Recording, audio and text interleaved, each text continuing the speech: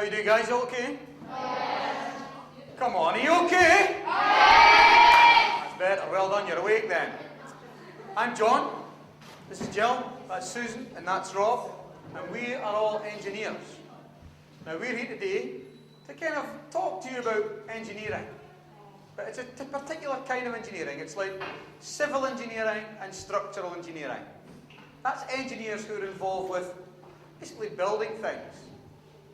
And these kind of things, we could call that engineering for life. Okay.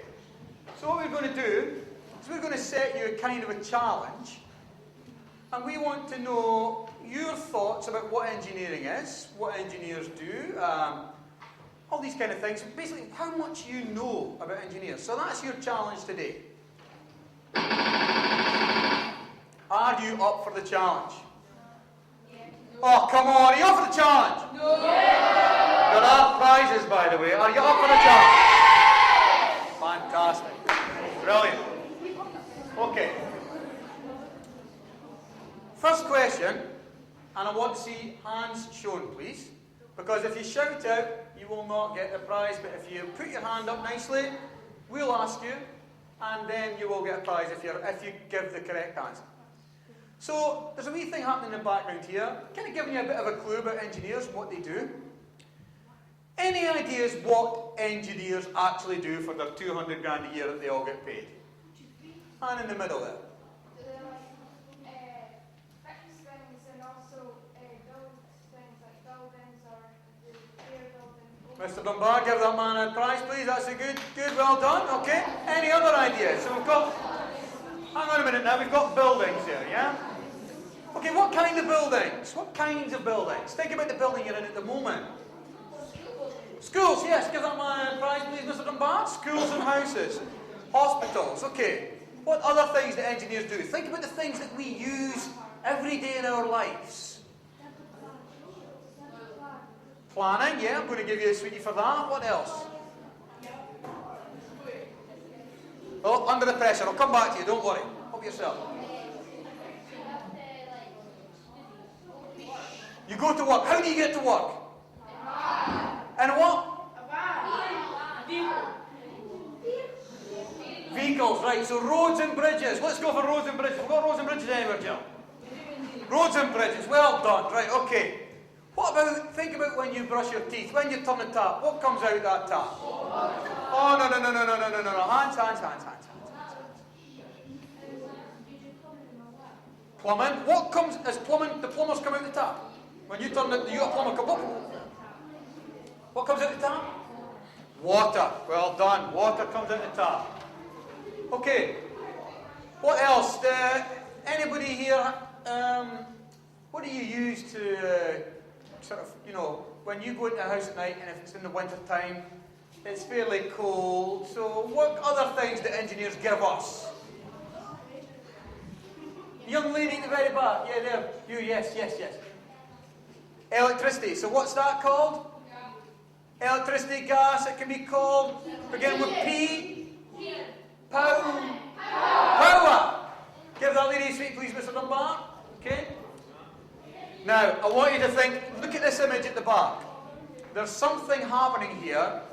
When it goes wrong, there's a big build-up of some kind of horrible stuff there. So what else do engineers make sure that we live with? Yes? Sewage pipes. Well done, big man. Excellent. And is that us got our things? One other thing. Engineers give us something that helps us communicate. How do we communicate with other people nowadays? Phones and telephones and things like that. Well done. Right, okay. Give yourselves a round of applause, guys.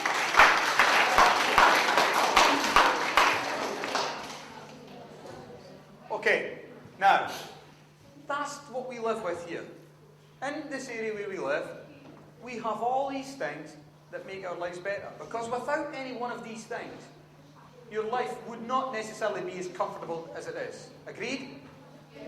Okay. When things go wrong, that's when all these things can be taken away. Now, at the moment, we live in a fairly safe environment, but with global warming getting worse all the time, things do go wrong. Now I want to see your knowledge and your understanding of the kind of disasters that can happen in the world that will take away these engineering things that we have. So let's see a show of hands now for the kinds of things that can go wrong. And again, there's a few clues behind me at the moment. Okay. Young man on the chair there. Nice and loud. Floods. Okay. Sweetie for that man, please. Young lady in the green jacket. Explosions. Very good, very topical just now. Sweetie for the young lady. Yes. Quiet please, quiet please.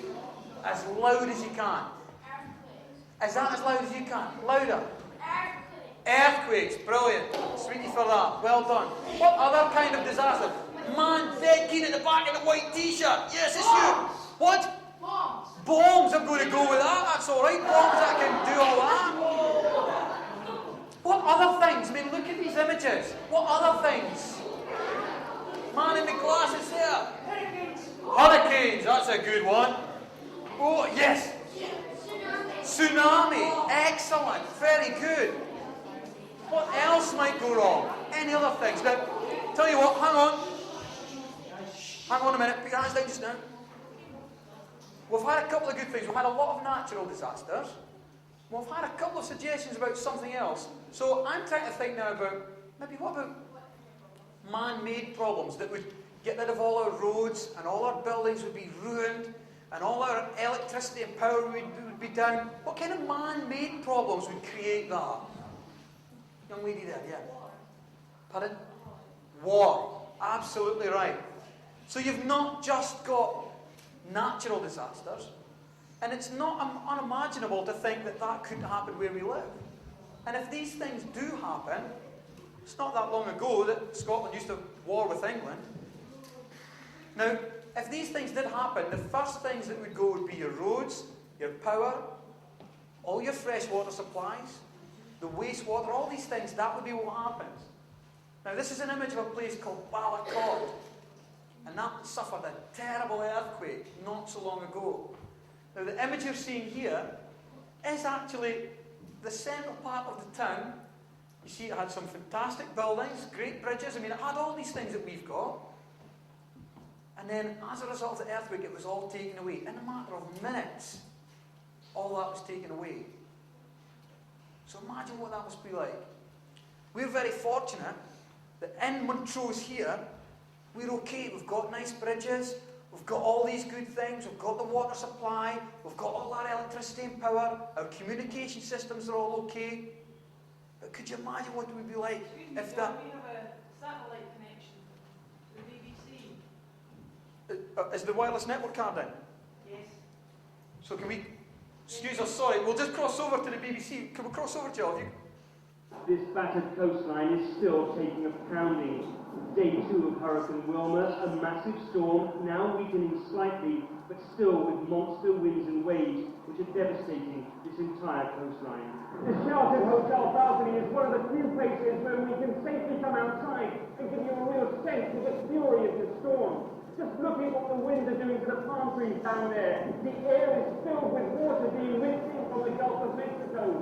And the windows in this massive, supposedly hurricane-proof hotel are starting to give way.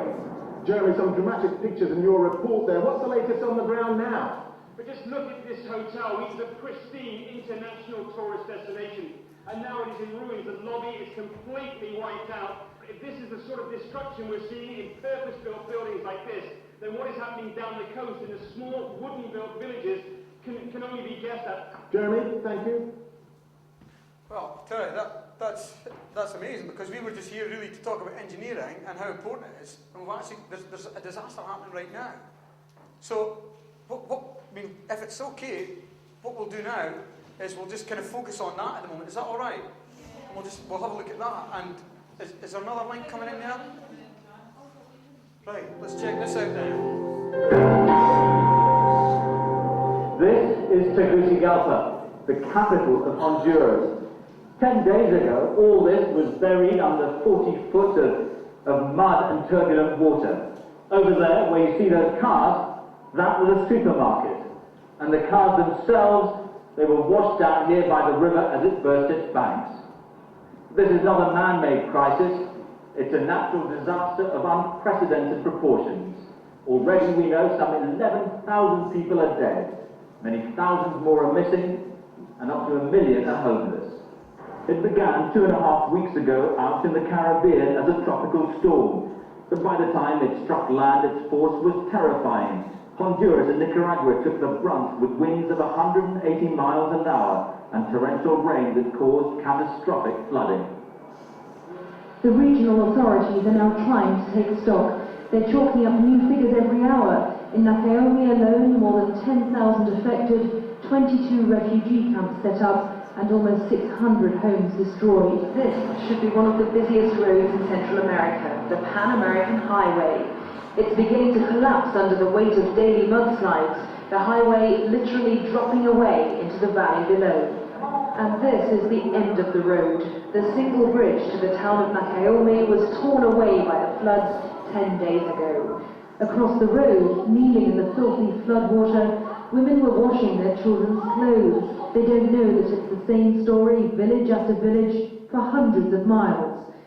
Little by little, the aid effort from Managua Airport is gathering pace, but there's a limit to how effectively these helicopters can distribute the supplies that are coming in. For now, it is the only way, with bridges and roads to the affected areas destroyed or underwater. This is where we found the villagers in a refugee camp deeper into the jungle. There are 3 of them here within a mile or so. In this one, 300 people exist without basic sanitation, many already suffering from diarrhea. Without help, much worse could follow. We can't remove the dead animals from the river, he says, so the water's contaminated, and that's the water we're using to cook with. We're in a bad way. Claudia has 7 children. The youngest is only 4 months old. She can't clothe them. She's worried about disease. She doesn't know what they'll be eating tomorrow. We lost everything. We lost absolutely everything. We couldn't save anything. What we had to save was our lives. What you've seen is a glimpse into one of the worst disasters of recent times. Right now, the priority is food, medicine, and shelter. It'll take a generation to rebuild this region. And one thing is clear, the people here can't do it on their own. Well, I think you heard there in the news report from the aftermath of the hurricane that there's 11,000 people dead and up to 1 million homeless. Now, the last thing that we heard there, cheers to you, maybe click on the next slide, was that, you know, it's going to take a generation to rebuild this area, to get it back to normal. But there are organisations that we're all attached to that go out to these places from all over the world and help with the skills to help these people get back on their feet. It's a registered engineers for disaster relief. Now we're all members and we can get a phone call at any time about that. So what we do is we use our engineering skills, the skills that we help our lives with, water, sewage, transportation, communication, all these things, and we go out and we try and help these people recover very quickly from these terrible incidents. Now, really, it's just, excuse me, sorry, but it's my phone's on vibrate. I'm really sorry. Hello? Hi there. I'm calling from the Red Cross Rescue Centre. We're looking for some help with getting aid relief to the worst struck areas after the hurricane. Yeah, hi Rachel, hi, yes, John here, Red R. What help are you looking for exactly? What we really need are teams of engineers to support the relief work by helping build bridges, houses, roads, and most importantly, we need them to provide a good, clean water supply. How many engineers do you think you could send? Well, at the moment we've got 4 Red R engineers here, Rachel, but there's some other guys. Would you guys be willing to help out with this? Yeah, well, we've got quite a few. Can I get back to you on the numbers? Okay, thanks for that. I'll send you a briefing for them. Cheers, I look forward to receiving it. Thanks, Rachel. Okay, well, there you go. I mean, you guys are going to help us solve these problems now. Well, the kind of briefing that we're going to get is something like this. It'll show us the area before the hurricane. This is actually a map of Honduras and the city of Tegucigalpa and the town of Pispiri, where the hurricanes hit worst.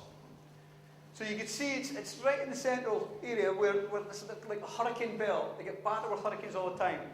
But normally, it's a town like, really just like any other town, like could be yours and my town, where there's got lovely, beautiful buildings, got village squares, got markets, they've got shops, they've all got houses and homes with power.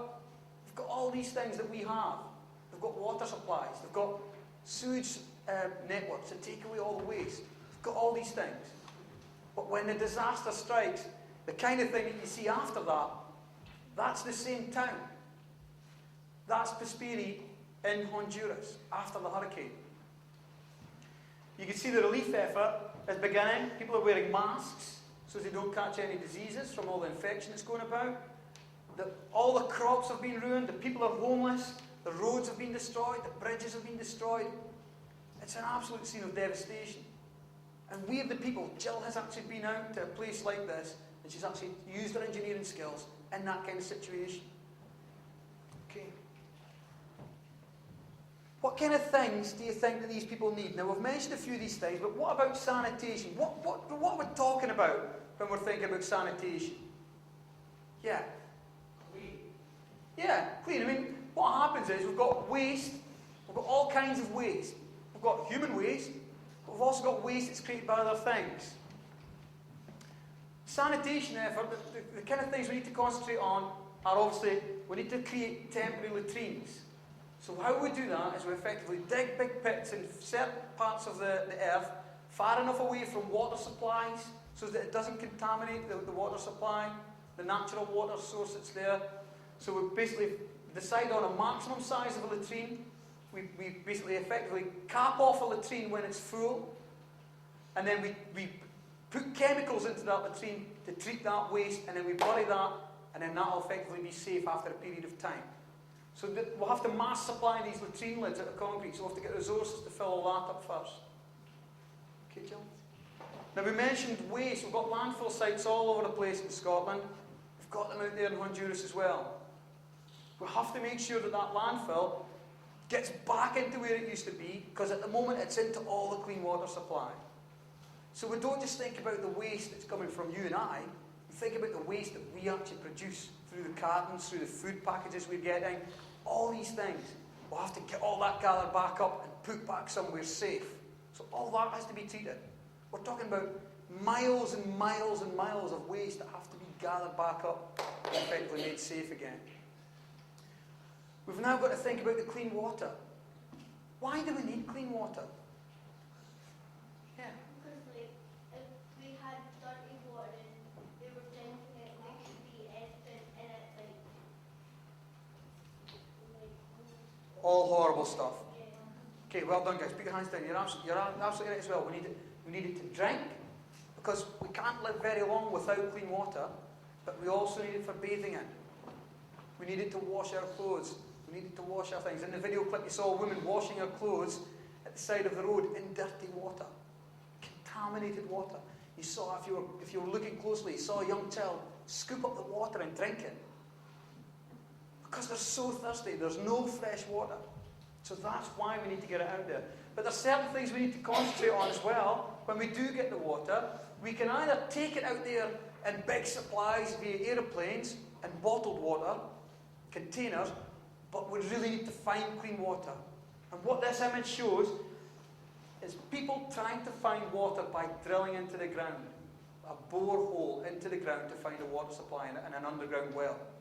So what they're doing is they're pulling on that rope there, the guy in the red cap's pulling on the rope, which lifts a big spiked weight out of that metal container, and then as he drops it, boom, a big heavy weight goes back into the ground again and drills down even further, till eventually we find a fresh water supply, then we can put some pipes in and extract the water. Would you drink that water when it comes straight out the ground? No. Why not? Could be dirty. Absolutely right. Well done, guys. So what do we have to do to that water? Brilliant. We need to filter it and clean it. You're all spot on. So one way we can do that is once we've extracted that water supply, we can put it into tanks, and this is just a simple image of a small tank that's getting purified, the water's getting clean. And we do that by adding chemicals mainly. Filters and chemicals to make it clean. So that's exactly what we need to do. So we need to think about all these things and do all that when we're out there. Once we've decided that we've found our water supply, we then need to get it to everybody. That's called distribution. There's various ways we can do that. There's an image you'll see later on of a big water container, like a tanker, like a petrol tanker, full of fresh water that's maybe been extracted from a safe underground well that we've found. Then we can maybe drop it off at these kind of big temporary tanks. It's just like a big, almost like a big airbed that's full of water. And then we just set up the pipe into the metal pipes at the bottom. The big pipe comes out that, goes into the metal pipe, and effectively you've got a little tap, like a drinking machine. You just press the tap, the water comes out, fills your container, you take it back to your tent or home, whatever you're in, and you've got fresh water. Because it's not piped into your house just now. All the pipes are broken. It's going to take a long time to get those pipes back up. So we have to think about how we get the water to people. Another thing we have to think about is shelter. We heard how many people were homeless again? Can you remember? Over 1 million. That's a massive amount of people. So we have to try and get shelter for these people, because at the night time, the temperature drops so much that a lot of people will die, the elderly will die, and the very young will die in the cold temperatures. So initially we might go out, we might find just generally makeshift shelters with sticks and polythene and anything they can find just to try and keep themselves warm at night. But we then have to try and build upon that and then create more sort of like permanent but temporary shelters that will offer more relief to them from the elements. So we'll try and set up large shelters, small tents like that for families, large ones for maybe for setting up the cooking areas. We'll have to think about the washing supply. You can see the two pipes coming in from the side. That's bringing in a fresh water supply that we've obviously put up. And then it's going into that standpipe, and the people can just walk to the standpipe. So we'll have to think about where we put the tents, where we put the water supply, where we get it from. And we're talking on a massive scale. 1 million people. It's not just like 50 tents you'll put up in the local playing field. We're talking about massive areas. People might have to walk hundreds of miles just to get there. So imagine your family doing that. Your parents, your young brothers and sisters, your grandparents. How would they be able to do that? And that's what happens. Take questions, ask. Okay, Jill, cheers. Once we've got these people to these big relief camps that we've created, we then concentrate on basically getting their houses back to normal. So we help the government and we help the local people construct more permanent houses for them. So we're kind of bringing these almost prefabricated type units that we put on the mountainsides, put anywhere we can to give them their homes back, give them their lives back, at least in the meantime, until the houses can all be rebuilt. We heard it's going to take a generation to rebuild that area. It's not going to be done in 1 or 2 years. We're talking 10, 20 years. It's a long-term project. But we're going in to help at the start. Okay, John? Transportation is a big issue. How do we get the water, the medicine, the food, the shelters, how do we get all these things spread out? Yeah. Delivery vans. Delivery vans. What do the vans go on? The roads. Bridges. Roads and bridges. Look at this first bridge in the top left-hand side. It's snapped in half. That whole town has been cut off from the rest of the people because that one bridge in has been cut in half. We've got emergency vehicles on the top right-hand side there. We've just created a very temporary structure to get ourselves over that gap that's been ripped away by the river, ravaging right through the side of that. So we have to think about, well, in order to get these supplies around, we need engineers, we need teams of engineers to get the roads and bridges back up at the same time as we're trying to do that. So it's a very difficult situation. You don't know what to do first. Once we've got all that back up, we can then get people the supplies they need. Look at these people. They've maybe got people who've been ill for days, maybe even weeks. They're queuing, patiently waiting on medical supplies that you and I would just go to the doctors, get a prescription, go to the chemist, and get it all within half an hour. They maybe had to wait weeks for that, because we've had to try and get the whole system back up and running. There's the water tank I was talking about earlier. That will distribute water. It might even try and take large amounts of milk if we can get milk out there. We need milk for the protein. We need rich vitamins for the people. That's some more grain that we'll have to take out. Grain to maybe cook rice, things like that. We'll have to get all these important meals back on people's plates. We don't do that just by saying, right, Jill, you go and work over there, go and you do what you're doing, and I'm over there and I'll just do what I'm doing. We have to create teams. In construction in the UK, when we're building all these bridges and roads and keeping the electrical supply safe, getting it into your house, we're in big teams. We work with architects, engineers, surveyors, managers. We work with builders, bricklayers, joiners, electricians, plumbers. We work with all these people all the time. So our skills are basically that we're good at working in teams. So when we go out to Honduras, we'll have to create teams. You guys will have to go into teams. Everybody needs to know what they're doing within the team. Each team needs to know what they're doing and the whole big picture as well. So that's the network we create. We'll have to plan things. And the best way to plan these things is by actually looking at an area and deciding what needs to be done. So this area here, for example, we've got a water supply up in the dam that's still reasonably intact, but it has been contaminated.